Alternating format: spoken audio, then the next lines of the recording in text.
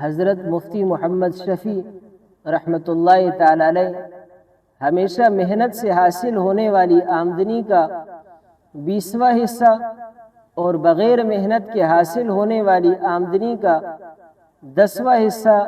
علیحدہ لفافے میں رکھ دیا کرتے تھے۔ آپ کا یہ ساری زندگی معمول تھا کہ اگر 1 روپے بھی کہیں سے آیا تو اسی وقت اس کا 10واں حصہ نکال کر اس کی ریزگاری کرا کے اس لفافے میں ڈال دیتے تھے، اور اگر 100 روپے آئے ہیں تو 10 روپے ڈال دیتے۔ وقتی طور پر اگرچہ اس عمل میں تھوڑی سی دشواری ہوتی تھی کہ فی الحال کھلے پیسے نہیں،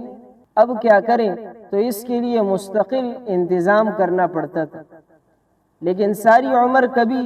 اس عمل سے تخلف نہیں دیکھا، اور میں نے وہ تیلا کبھی ساری عمر بر خالی نہیں دیکھا۔ اس عمل کا نتیجہ یہ ہوتا تھا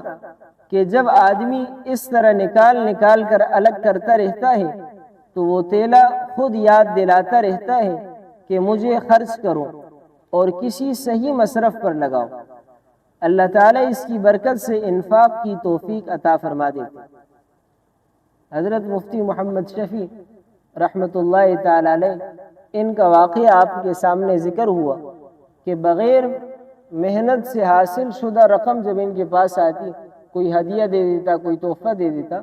تو اس کا 10واں حصہ وہ ایک لفافے میں، ایک تیلے میں رکھ دیا کرتے تھے خرچ کرنے کے لیے، اور جو محنت کی ان کی اپنی کمائی تھی تو اس کا 20واں حصہ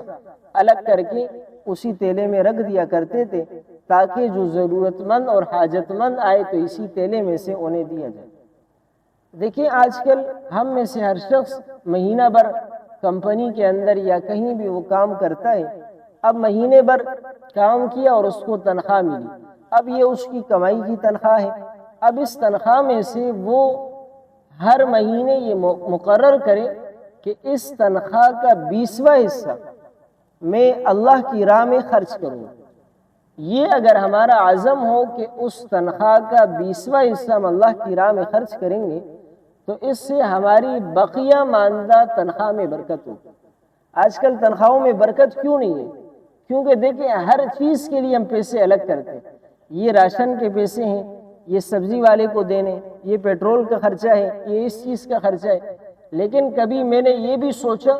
کہ میں اپنی اس تنخواہ میں سے کچھ پیسے اللہ کی راہ میں صدقہ دینے کے لیے الگ کروں۔ تو یہی اصل وجہ ہے کہ آج کل ہماری تنخواہوں میں برکت نہیں ہے، تو ہمارے پاس آنے والے ہر پیسوں کی